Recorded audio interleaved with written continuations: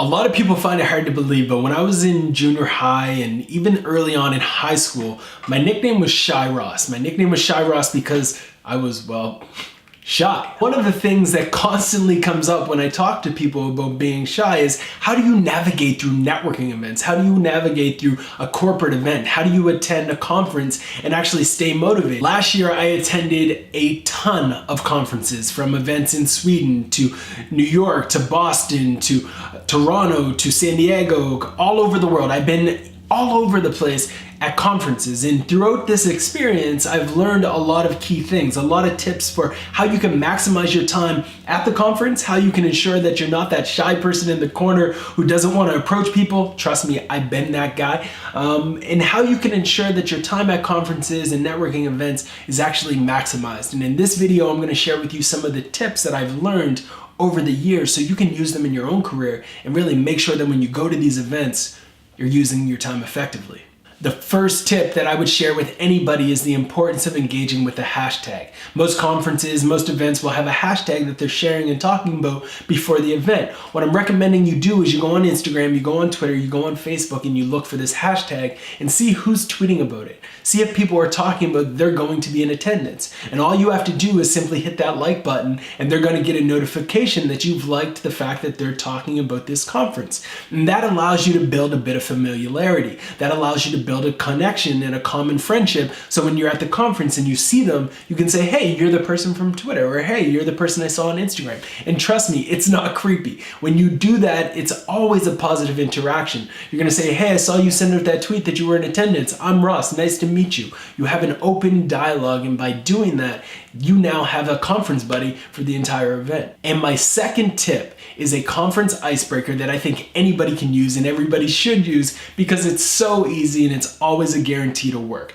All you have to do is you go up to somebody and you say, what's been your favorite talk so far? And when you do that, it opens up a dialogue. That person's going to tell you what talk they really enjoyed. They're going to tell you whether or not they're actually enjoying the conference in general. And that just easily opens up a dialogue where you can learn about their industry. You can learn why they found value in a certain talk. And if there was a specific thing that they resonated with and you can provide value that builds on top of it, that's where you double down. You double down that conversation on those key points, where that one question can open up tons of information around where somebody works, what their interests are in, what talks they're going to next. It can open up conversations around whether or not they're enjoying the conference at all. All of these discussion points make it easy to just flow with the conversation and build a real relationship with somebody that you just met.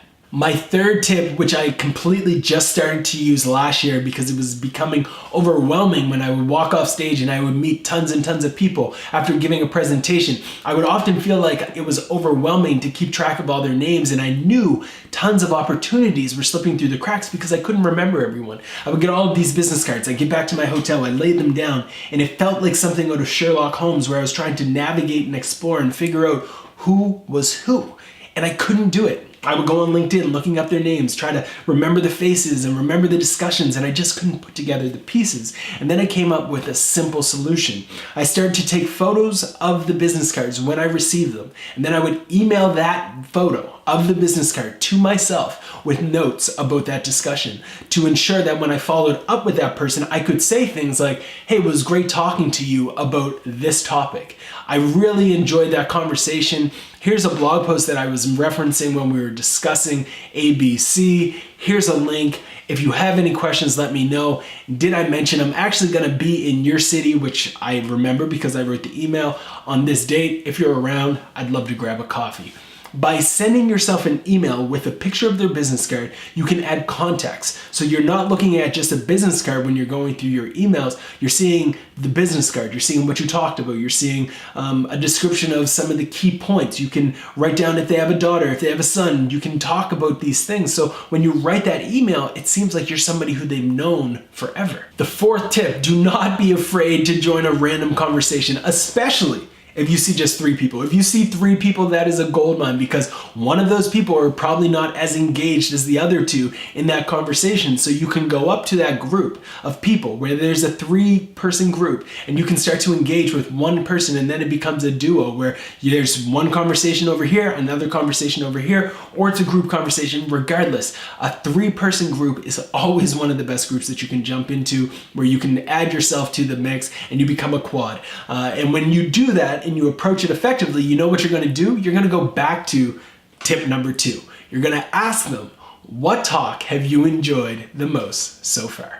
A lot of people get weirded out by that idea of just walking up to random people, but what I want you to do, and what fixed it for me as being a shy person, what fixed this entire mental roadblock for me, was remembering my 5th tip. The golden rule. Do unto others what you would want done unto you. Most people don't mind a random person coming up to them when they're at an event, because at events you're typically there knowing that you're going to meet different people. You're going to meet new people. So when you're approaching them, don't feel awkward about it. Just ask them, what has been your favorite talk? Tell them your name. Tell them where you're from. And if you're from someplace that is far away, even better. People love talking to folks from outside of the country, people from other states, other provinces, other cities. They love that. So talk about the weather, talk about these nice light conversations, and I promise you, people will not think it's weird and creepy that you approach them to have a discussion.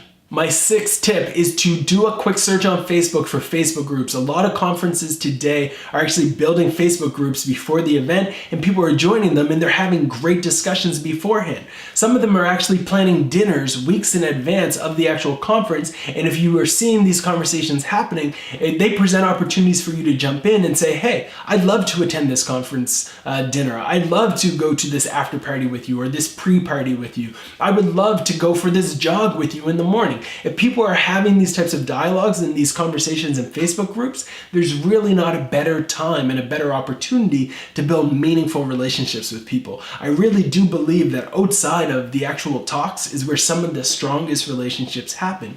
When you're going to dinner with a random group of people, when you're going on a tour of Prince's house, which happened to me on a random conference. Like, those are things that you never forget, and those are the experiences where you build real relationships with folks. Which takes me to my 7th tip, which is to say yes to lunches that happen to be happening offsite. Again, like I said, these are the moments where you build those real relationships. And if that lunch is gonna go into another talk and it's gonna last a few hours later and you're gonna miss a talk or two, don't stress it. It's completely fine.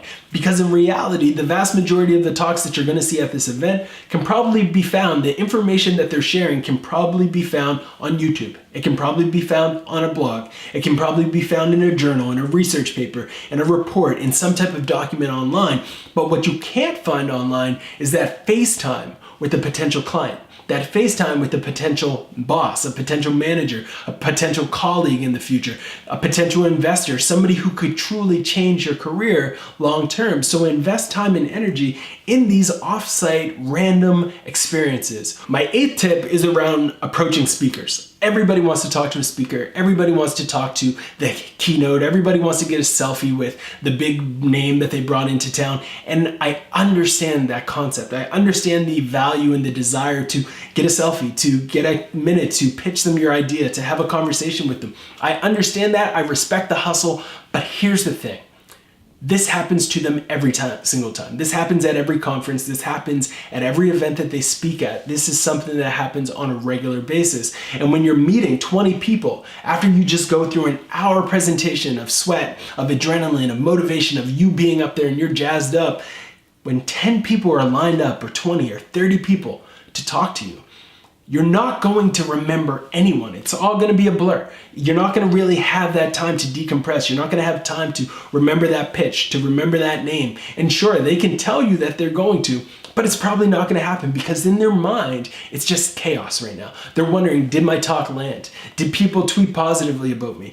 Did that joke actually bomb because nobody laughed when I said it? Did anybody catch that? Did anybody catch me stuttering for a few seconds? Did anybody notice how sweaty I was? People are going to be thinking these things when they've just gotten off stage. So for you, it's important that you actually don't rush the stage. That's not the right time to actually approach a speaker. The best time to approach a speaker is like 20, 15 minutes after they've given the talk. And you say, great job on your presentation. I have a question for you. And then you ask them that question. You introduce yourself. You have a dialogue. But it's after the chaos. It's after the madness. It's after they've gone through that period where they've been able to clear their head, take a deep breath, and they now can actually remember your name. Tip number 9, very simple, very straight to the point. I'm not gonna overdo it. Drink some water. Tip number 10, do not be creepy / stalkerish. I know it should go without saying, but it doesn't. Tip number 11, drink more water. Tip number 12, bring a portable charger. You don't want your phone to die when you're at an event or an after party. You can't call an Uber because your phone's dying. You don't want to fall into that scenario. So make sure that you have a portable charger on you.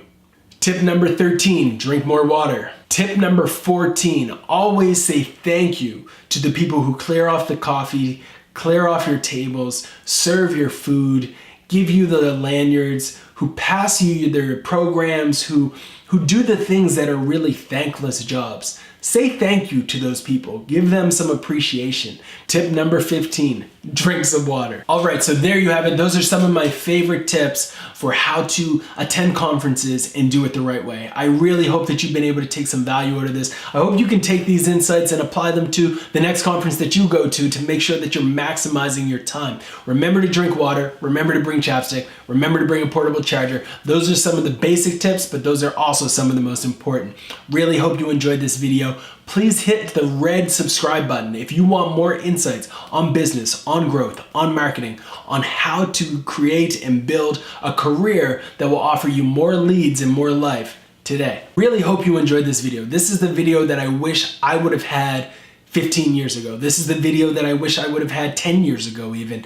These are some of the insights that I really wish more people knew, and I hope that you can share it with somebody who's going to a networking event in the next few months. Maybe you're attending an event with some colleagues and they need to see this video. Maybe some of your colleagues are breaking some of these rules and they're doing it a completely opposite way. In that case, comment below. I want to have a discussion around these items. You don't have to agree with me with everything I've said here. If you have other tips, if you have other advice, please comment on this video. I want this to be a dialogue.